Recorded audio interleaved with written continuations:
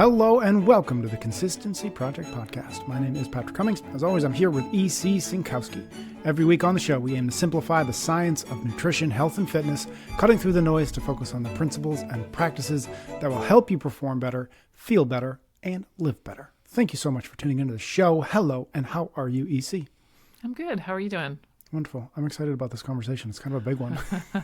It's a big one. We're going to talk about whole foods versus processed foods and supplements. We've got a question from Nicole. I just thought, let's just read the whole question because I think it's both the introduction and the reason for the episode in itself. So it's a bit of a long one, but I'm going to get through the whole thing and then we'll dive into this topic. This is what Nicole asks. My co-owner of our CrossFit affiliate and I are in a bit of a friendly nutrition disagreement that I would like your help with. He claims that the only benefit from whole foods that you cannot get from supplements is satiety. And because he is consuming a gram per pound of protein daily, sometimes more, he personally doesn't feel hungry very often. He hits protein mostly with protein powders, bars, yogurt, then eats whatever else he wants. No vegetables, very little fruit, and a fair share of processed carbohydrates, chips, breads, tortillas, fries, etc., but not much sugar. He takes Metamucil daily for fiber and a multivitamin for micronutrients. He's made some great changes in the past year, decreased body fat and increased muscle by eating more protein and working out more consistently, shocker. So he is convinced that there are really no health or fitness benefits to consuming more whole foods versus processed foods, as long as calories are in check. Now, the rest of the story. He feels awful during Metcon workouts. He has to take breaks a lot, has a higher than average resting and training heart rate with slow recovery. He also has constant bilateral knee pain, frequent low back pain, takes ibuprofen all the time. He generally doesn't recover well from workouts, a lot of muscle aches and pains. I would argue that eating more fruits and veggies would help, but again, he claims he gets micronutrients from vitamins, and there is nothing about eating whole foods that would improve his health and fitness. He wants me to show him, quote unquote, scientific data that proves otherwise. Apparently, the fact that I recover well and don't suffer from chronic musculoskeletal pain isn't proof that my daily focus on whole food consumption is helping with this. I am looking, but thought you may have some quick references to papers that provide evidence-based results that eating micronutrient-containing food is more beneficial than supplements, and that you can't supplement a bad diet. Okay, again, that was from Nicole, and I'd like to imagine her friend listening, thinking this isn't about me, and then as it went on, this is absolutely about me. Sounds like it's going well. Yeah. I wish I could sit in on these coaches meetings because that would be fun. Okay, so all of that said, I don't know where to begin, so I'm just going to put it out there. Where would you like to begin with this? I have to address this first. The idea that he's going to change his mind with some quick reference paper. I thought that too. Like, we will come back to that, Nicole, but I am going to tell you he has no interest in looking at a quick reference paper. I don't care if there was piles of evidence, it would not change his mind. Mm-hmm. I can tell you that right now. Okay. Well, I think we'll come back to that because I think that's I was just like, I thought you might have a quick reference paper. I love the idea. It's not going to work. Okay. Yeah, it's the same question of like, can you send me something so I can send my mother the reasons why she should stop doing X? They're not interested. They're actually not. Okay, I can't. That's just like, that's the only place my mind went in the beginning. Okay, but nutritionally speaking, not from like a discussion point of view, I think it'd be interesting to start with where he is correct. You know, I was kind of a little bit giggling there just because like it doesn't really sound like it's going so well with all of the different pain. Yep. But I do think he's got some stuff right. Now, Nicole doesn't mention his current weight or body composition, so I don't actually know if he's now in a healthy weight range or just that the body fat has decreased, right? Because if he is in a healthy weight range now that he's decreased the body fat and he is exercising regularly, he has done more than the majority of Americans, right? Mm-hmm. He has reduced his risk significantly. I don't care what he's eating. By having that lower weight and by exercising regularly, he's taken 2 massive steps, assuming also he's a non-smoker because he's a CrossFitter and assuming there's no excessive alcohol consumption. Those are like the 4 big risk factors that when we look at chronic disease, it's maintain a healthy weight, exercise, don't smoke, don't drink alcohol excessively. He has checked all of those off. So, you know, he has already reduced his risk, and I don't care what the diet is. So if he can maintain the results, which I have a feeling we're going to talk about, and assuming he doesn't have more weight to lose, how much better off or worse is he than someone who also maintains a healthy weight but does it with whole foods, assuming they don't also smoke and don't drink excessively? Yep. Shrug. We don't really have that evidence, right? And, again, his opinion, like, show me the evidence. Like, just think about how hard that would be to do a randomized control trial for a long period of time to show same exact calories, same exact nutrients, same exact exercise regime, all of this other stuff. But one person is doing it with more processed and multivitamins and one person is doing it with whole foods. We certainly don't have that study to just like slam down on his desk and be like, see, I was right. All right. Well, Nicole's friend just stopped listening. He's 5 minutes. Right. He's like, done. Good Done. to go. Done. I was correct. Yeah. Okay, so Nicole mentioned one of his arguments was the primary benefit of whole foods is satiety, right? Something we've talked about a lot before. Is he right? Or at least how right is he that that's a primary benefit of whole foods? Yeah, I mean, that's a huge reason for satiety. I mean, that's a huge reason for the 800-gram challenge. It's so filling. That's a huge reason for advocating protein, as he mentioned. We tend to eat the right quantity when we're given whole foods compared to processed foods. There's this really well-known kind of hallmark study by Kevin Hall. I'll put it in the show notes. But basically, when people were given access to whole foods versus processed foods, they ate 500 calories less when they were just given access to the unprocessed foods, right? We tend to overeat, and the satiety mechanism is huge. Now, I'm getting this story via Nicole, so I don't really know what his opinions is or how he's saying this, but I think you would want to be cautious about downplaying satiety, being like, oh, it's just satiety you get. Well, that's the reason why the GLP-1 drugs are so effective and so popular. Yep. We finally have something to control satiety. We finally have something to control cravings and appetite in a modern food environment. So to sort of be like, oh, it's just satiety you get, it turns out that's a big factor in success. Now, what's going on with him? Well, again, I don't know if he has more weight to lose. So you potentially argue if he does, that whole foods would help him get to that further goal weight. But we also don't know if he's going to sustain that weight loss. I hope he does. But one of the things I've just posted on social media is our stats on weight regain are very dismal, right? Typically, when people lose weight, 80% of what the weight they lose, they regain within 2 years, and 90% of the weight they lose, they'll regain within 5 years. So we're, I think, about a year out from when he's lost this weight over the last year. Okay, let's see what happens in the long term with more of the processed food multivitamin diet, right? And why we regain the weight, some of it's going to be the influence of our modern food environment. Some is going to be these biology, the food cravings, the satiety. And so, again, that's why having control of satiety is going to be really important, I believe, for long-term success. Now, he is relying on protein. We did a whole podcast on protein and satiety. There seems to be a little bit of a mechanism there, but it's not like if you keep eating more and more protein, you're going to be more and more satisfied. It kind of caps out around the 0.7, 0.8 gram per pound level. So yeah, I think it's interesting. We're gonna see how his results are sustained in the long term. You did mention it's really hard to do random control trials to say, this or that. But is there any evidence that we can point to that says these are the benefits of whole foods versus, let's say, processed foods or supplements? Obviously, we have a lot of association studies, because these are the ones that we can do for decades. The 800-gram challenge, for example, is an association study that finds that the increased consumption of fruits and vegetables leads to a decreased risk of cardiovascular disease, stroke, cancer, and death. There's association studies between like the Mediterranean diet and lowering the risk of, let's say, diabetes or lowering the risk of heart disease. We've talked about association studies and showing that link to a better cognitive function, decreased risk of Alzheimer's. We've talked about association studies between whole foods and better sleep, and whole foods and less anxiety and depression. Now, what's tough here kind of gets back to, whether or not he's right or not, is how much of this association is there because the whole foods are helping people control their calories and also give them the right micronutrients versus something that is so integral and so special and unique to whole foods only. Because again, a lot of what health needs, he is correct, that we do need to maintain our healthy weight, which is going to be a calorie thing. And then we do need these micronutrients. Turns out whole foods are a great way to accomplish this quantity and quality. Whether or not we can do it to an equivalent standard of, again, the processed food plus multivitamin diet, we don't have that.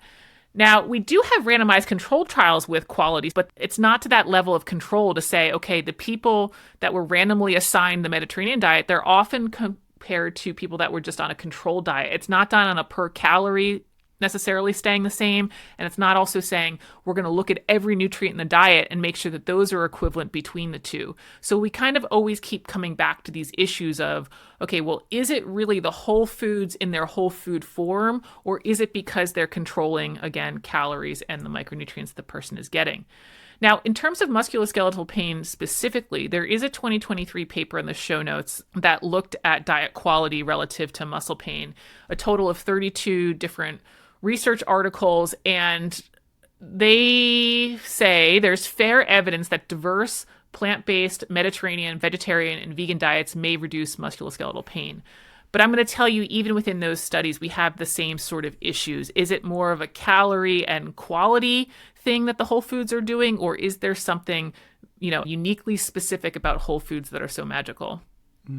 Okay, so I'm not hearing the full-throated support of whole foods yet, which is somewhat surprising. So other than the satiety, other than the caloric load and the micronutrients, what is the argument then for whole foods? Like, obviously there is one because we make it every week. Yeah. But so far there hasn't been, this is the obvious reason why. So what are the reasons why?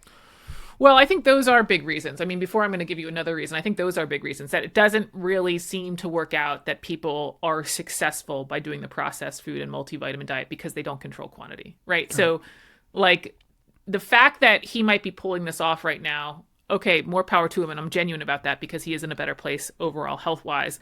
But on average, most people are not successful relying on just quantity controlling their processed foods, at least for a long period of time, right? So we don't want to write that off as like just a thing that our whole foods with the satiety mechanism are going to help us keep the quality and quantity in check. But some of the thought process that why whole foods might be, quote, magical, besides just breaking them down into their individual nutrient pieces, are the phytochemicals that we get in especially our plant whole foods. And we talked about this in the Mediterranean Diet podcast, which I'll link in the show notes.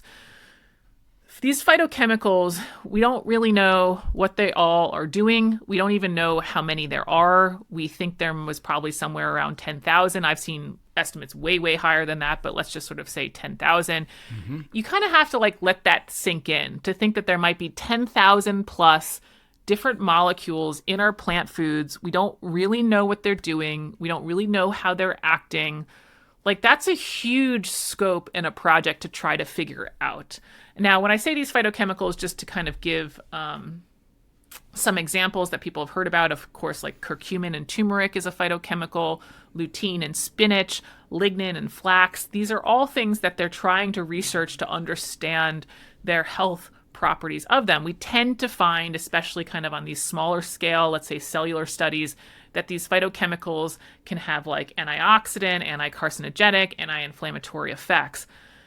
But we don't necessarily, again, know what they're all doing, and especially know what they're doing in the context of a whole diet. It's one thing to isolate a certain compound, but if a carrot alone has over 100 of these things, to then combine that with all the other foods that you're eating and to understand how exactly they're acting in a healthy way in the body, I mean, that's an insane project to try to figure out. That's pretty hard. But the theory is that there might be this hormetic effect from phytochemicals. And hormetic effect is this idea or phenomenon where at low doses, something is beneficial, and at high doses, it's problematic. And there's suggested that there's this hormetic effect of these phytochemicals that they provide kind of a trigger of the natural immune and antioxidant defense systems in the body. It's almost like we talked about how exercise provides this sort of stimulus for the body to become more robust in terms of being an anti-inflammatory.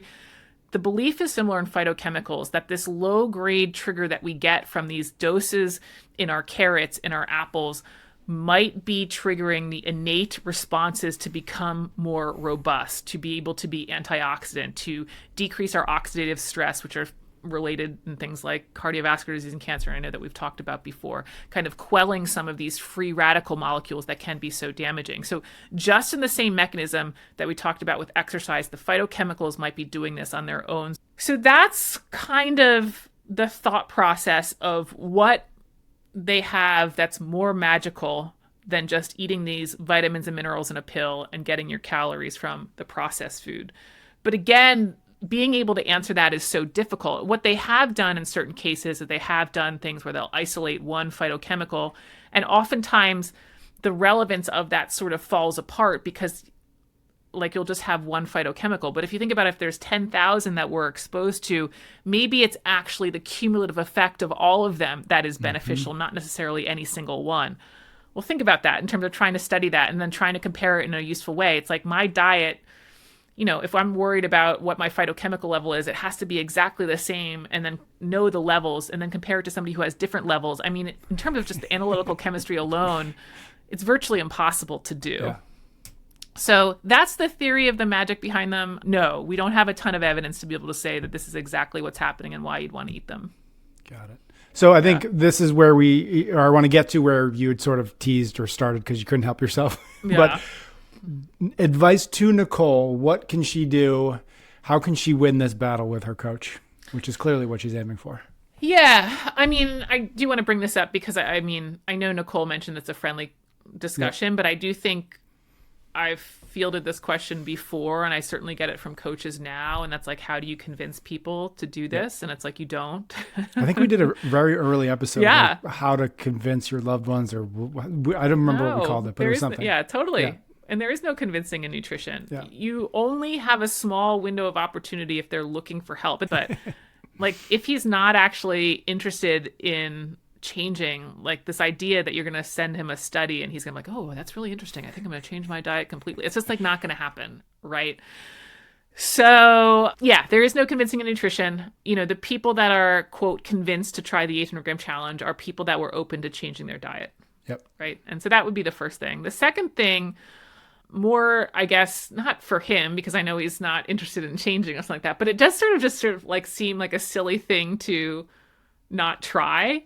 Which, you have all this knee pain and back pain. Maybe it's not bothering him. Maybe it's better than it was before, so it's not bothering him. I don't know. These are all the things I'd love to know. But it just is sort of like, you just love those tortillas so much over blueberries and strawberries. You're just like not willing to give it a shot. Yep. You're just not willing to see what happens if you ate some more fruits and vegetables. It doesn't all have to be kale. I mean, just have some strawberries or mango. They're pretty good. See what sort of happens. Of course, we need some consistency. Of course, we need enough high dose for a little bit while. But I think this idea out there about like the science, if you want to wait until you have a double-blind, placebo-controlled trial of a large enough scale and replicated for every aspect of your life, you're just going to be waiting. You're not going to be doing anything in life. When really he could answer this on his own observation and experience quite rapidly and just like go ahead and give it a shot for a little while and then be like, yeah, it didn't work for me. I was actually better off on the tortilla and multivitamin diet. So that's what's sort of also funny about this too, is it's like he's waiting for this science when he's going to get a better answer for himself just by implementing it and seeing the change. Yep. But wasn't there a show, and this is going to seem like a non sequitur, but I'll try to connect it. Wasn't there a show like Wife Swap or something like that?